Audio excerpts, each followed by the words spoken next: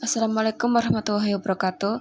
Perkenalkan, nama saya Khalifatul Lutfiyah, NIM 1902311100165 dari kelas Ekonomi Pembangunan D.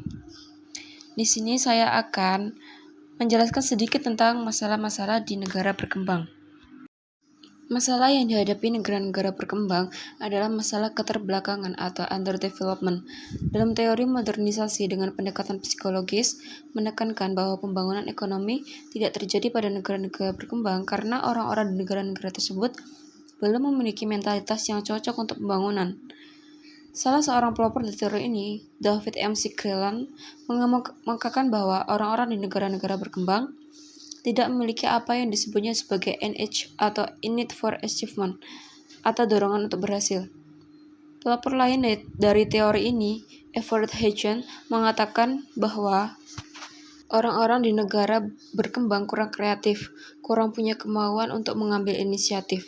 Sebagai penyebab menunjuk kepada cara anak-anak dibesarkan di dalam keluarga. Anak-anak tidak diberi kesempatan untuk menyatakan pikiran-pikirannya. Anak-anak dianggap tidak tahu apa-apa dan dianggap tidak sopan untuk ikut-ikutan berbicara dengan orang tua. Kalau negara-negara berkembang mau, pola pendidikan atau cara membesarkan anak semacam itu harus diubah. Dari kedua pendapat pelopor teori modernisasi di atas menunjukkan bahwa keterbelakangan yang dialami negara-negara berkembang bersumber dari dalam negara itu sendiri, yang ditunjukkan dengan sikap mental dan nilai-nilai budaya yang tidak mendukung pembangunan. Menurut Ratna Sukmayani DKK dalam Adu Nasrullah Jamaluddin, disebutkan beberapa ciri utama negara berkembang, di antaranya A. Sebagian besar penduduk lebih 70% bekerja pada sektor pertanian. B. Industrinya berlatar belakang agraris, terutama memanfaatkan hasil kehutanan, pertanian, dan perikanan. C. Tenaga pertanian mengandalkan tenaga kerja manusia. D. Luas lahan garapan relatif sempit dengan teknologi yang sederhana, sehingga hasilnya tidak maksimal. E. Pendapatan per kapita rendah. F. Angka kelahiran dan kematian masih tinggi. G. Tingginya angka pengangguran karena besarnya jumlah penduduk dan terbatasnya lapangan pekerjaan. H. Pendidikan formal tersebar secara tidak merata dengan kualitas yang buruk. I. Kelebihan jumlah penduduk yang menyebabkan tidak terjangkau atau tidak meratanya pelayanan sosial. C. Kedudukan dan peran wanita sangat terbatas dan cenderung dipandang sebagai kelas 2 umum yang dihadapi negara berkembang. Yang pertama yaitu kemiskinan, keterbelakangan, dan kesenjangan.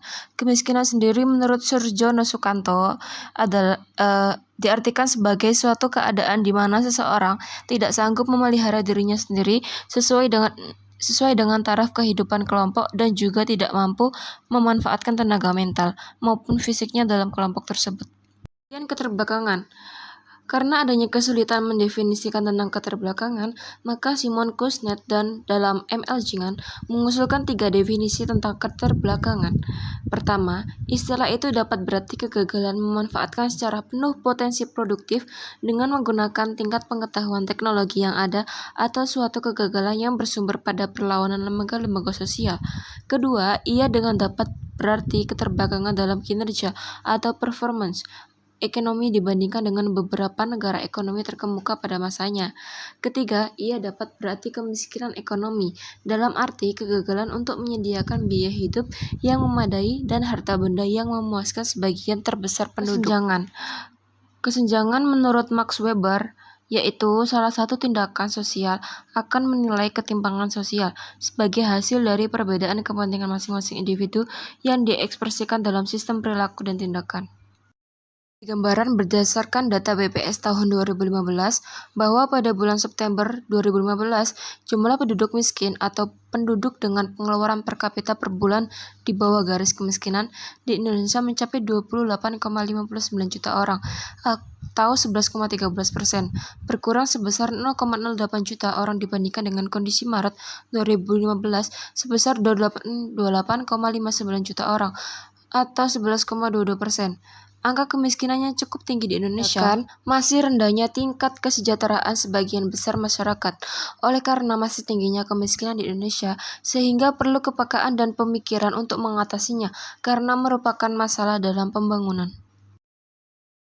Jadi, merupakan dampak dari pengangguran dan kemiskinan dilihat dari mereka yang bekerja dan memiliki pendapatan, menurut Sumo Diningrat. Dengan melihat kemiskinan, pengangguran dan kesenjangan yang masih berlangsung pada masyarakat, maka sangat wajar jika pembangunan menjadi prioritas utama di Indonesia.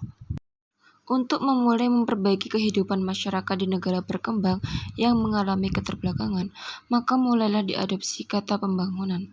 Pembangunan menjadi kekuatan baru yang disosialisasikan kepada masyarakat untuk dapat diyakini mengubah nasib jutaan masyarakat miskin yang masih terbelakang. Saudara menjelaskan bahwa pembangunan mengandung 3 nilai utama. Yang pertama yaitu menunjang kelangsungan hidup. Kemampuan untuk memenuhi kebutuhan dasar. Semua orang mempunyai kebutuhan dasar tertentu untuk memungkinkan kehidupan. Kebutuhan penunjang kelangsungan hidup ini meliputi pangan, papan, kesehatan, dan rasa aman. Yang kedua yaitu harga diri.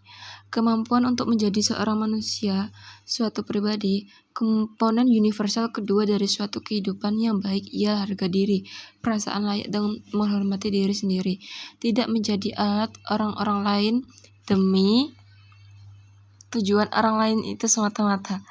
Yang ketiga yaitu kemerdekaan dari penjajahan dan perbudakan. Kemampuan untuk memilih, nilai universal ketiga yang harus merupakan bagian dari mana pembangunan ialah konsep kebebasan. Kebebasan di sini hendaknya tidak difahami dalam makna politik atau ideologi, melainkan dalam pengertian yang lebih mendasar mengenai atau emansipasi dari perampasan kondisi material kehidupan, dari penjajahan sosial atas manusia oleh alam, kebodohan orang-orang lain, penderitaan, lembaga-lembaga dan keyakinan-keyakinan dogmatik. Pembangunan dalam semua masyarakat harus mempunyai tiga sasaran menurut Jamaluddin, yaitu yang pertama meningkatkan persediaan dan memperluas pembagian atau pemerataan bahan-bahan pokok yang dibutuhkan untuk bisa hidup, seperti makanan, perumahan, kesehatan, dan perlindungan. Yang kedua yaitu mengangkat taraf hidup, termasuk menambah dan mempertinggi penghasilan, penyediaan lapangan kerja yang memadai, pendidikan yang lebih baik, dan perhatian yang lebih besar terhadap nilai-nilai budaya dan manusiawi, dan bukan hanya untuk memenuhi kebutuhan material, melainkan juga untuk mengangkat kesadaran akan harga diri baik secara individu maupun nasional. Yang ketiga yaitu memperluas jangkauan pilihan ekonomi dan sosial bagi seluruh masyarakat dengan cara membebaskan mereka dari sikap-sikap budak dan ketergantungan, tidak hanya dalam hubungannya dengan orang lain dan negara lain, tetapi juga dari sumber-sumber kebodohan dan penderitaan manusia. Demikian video singkat dari saya, kurang lebihnya saya mohon maaf. Terima kasih. Wassalamualaikum warahmatullahi wabarakatuh.